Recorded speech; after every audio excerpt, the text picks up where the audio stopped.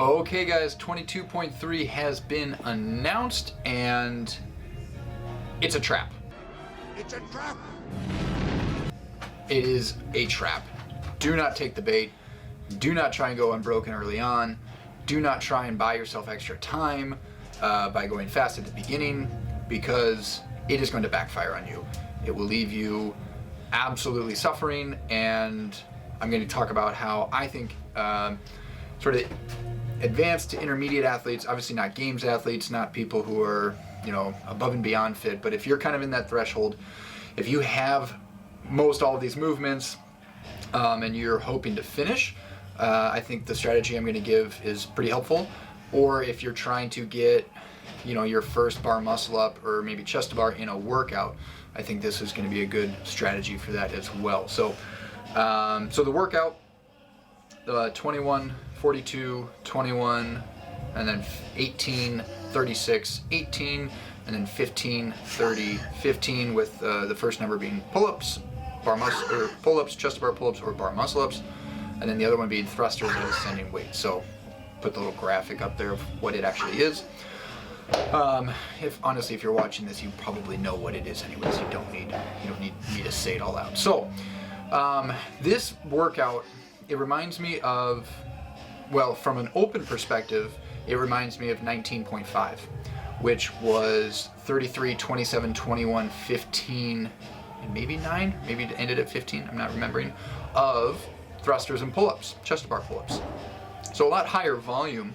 But then, obviously the other workout that this makes everyone think of is Fran. Similar rep scheme, similar movements. We've got the double unders thrown in there. Frankly, the way I see the double unders is they just elongate the workout enough so that you are going to hurt during this.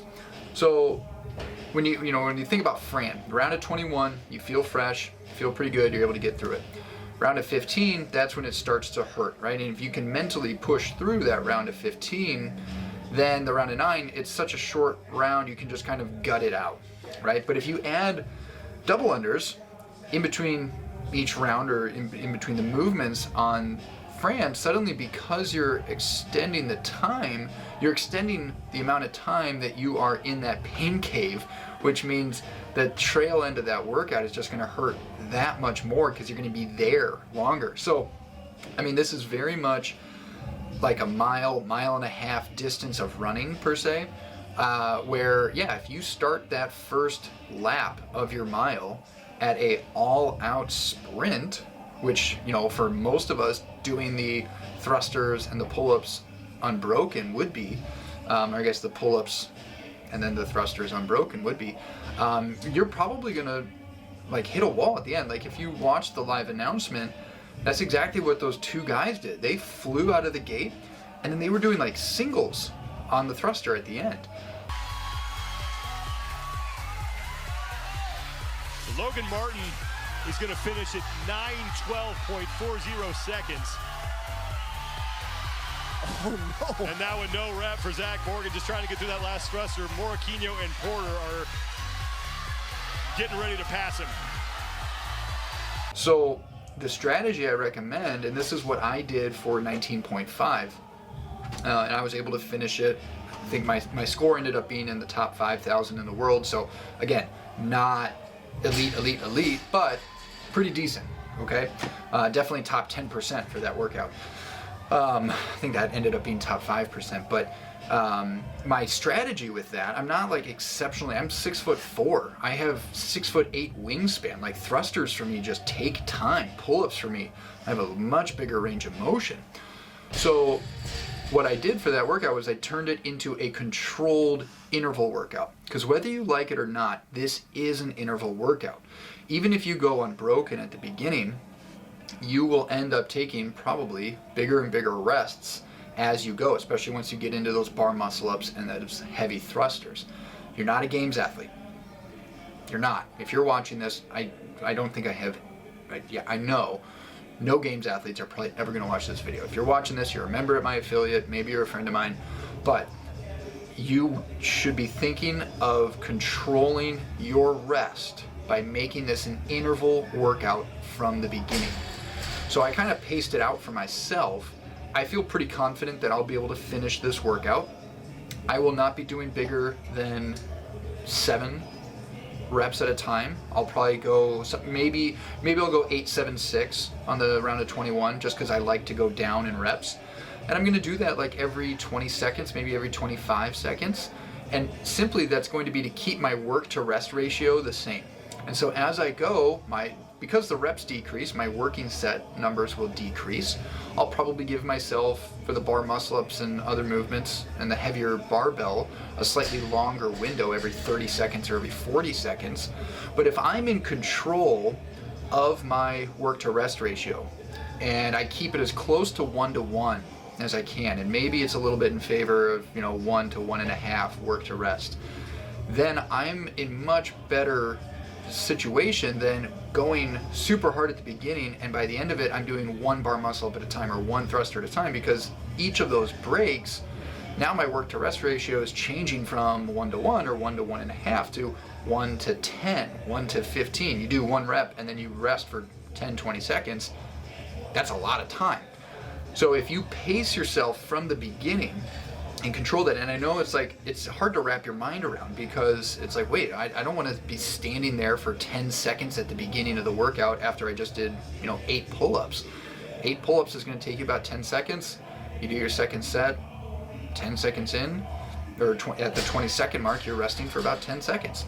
It seems insane, but if you look at it from the full picture, then it's like, oh, okay, if I control how long I'm resting from the beginning, and that makes me able to control my tempo and keep my pacing throughout, you'll give yourself a much better chance of finishing. And so that's like, if you have bar muscle ups and that's one of your goals, if you feel like you have the capacity to finish, you just need to pace it properly, that would be my suggestion. If you are someone who maybe you can do a few bar muscle ups, every single rep on the bar muscle up that you get to is going to move you exponentially up.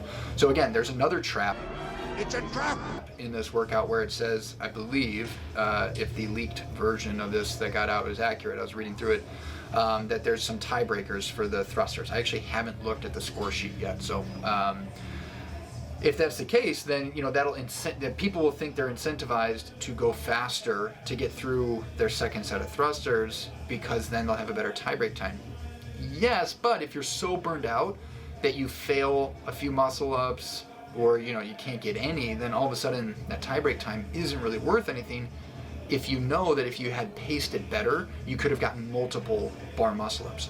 So if you're kind of on the fringe with bar muscle ups, absolutely, you should be pacing this at the beginning, definitely breaking up the pull-ups and the chest-to-bar pull-ups into smaller chunks than you probably think, and just try and keep, that 1-to-1 work-to-rest ratio. If you do 5 pull-ups, maybe most people pull-ups take anywhere between 1 to 2 seconds per rep, so you're probably looking at doing 5 pull-ups every 15 to 20 seconds, right?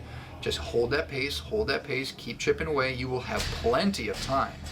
So it's not a ton of sets or reps. When you do it this way, you'll have plenty of time to get as many bar muscle ups as you can, versus going so hard and so fast that you're just absolutely blown up, gasping for air. Maybe you do 1 and then you need to take a long break. Like, if you control your heart rate from the get-go and then you start to do those bar muscle ups, chip away, I can almost guarantee that you will get much further along. So especially if you know that you're going to end up doing singles anyways, and then have a plan. Basically is, all right, I'm going to do, once I get to the bar muscle ups, I've paced it all the way through, I'm going to do 1 bar muscle up every 15 seconds or something. So you might have 4 or 5 minutes, I don't know, maybe more, and then it's like, okay, if I can do 4 a minute, it's a little over basically 3.5 minutes. 3.5 minutes, 4 a minute, 3.5 minutes, you would finish the bar muscle ups. So if you think that you can get through that first 2/3 of the workout in 7 minutes, 8 minutes or less, that's going to give you potentially time to get back to that jump rope. That's going to be a bunch of extra reps, and then maybe you get some thrusters too. So really take a step back, look at the workout, look at the pacing of it, look at your own capacity.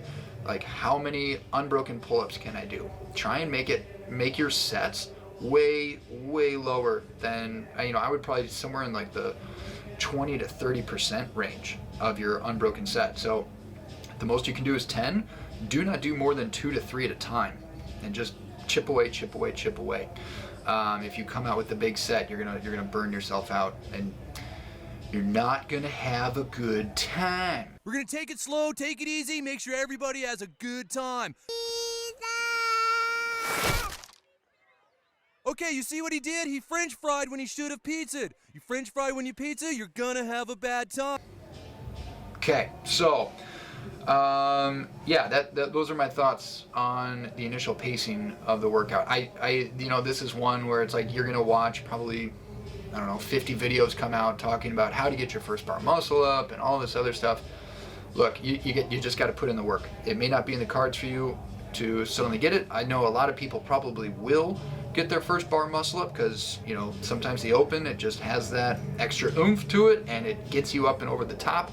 But if you're right on that threshold of getting your first bar muscle up, you definitely don't want to be fatigued beyond a point of like being able to think when you're going to try for that. So save yourself, pace yourself so that you have the energy to maybe get your first one. So across the board, again, this workout, the reps seem small and simple. The weight seems light at the beginning. It's a trap. It's a trap. Pace yourself, save yourself. This is a back third workout totally. But yeah, if you're not able to get your first chest to bar this year, if you're not able to get your first bar muscle up, don't give up hope. Keep doing the work, keep showing up, keep eating well, keep focusing on your training, show up, be consistent, don't skip days where it's gymnastics work, because that's what's going to help you.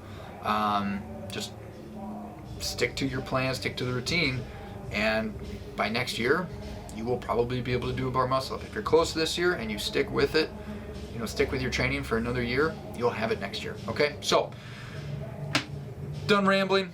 This has been fun. Have so much fun on this workout. Good luck, everyone, on 22.3, and see you at the gym.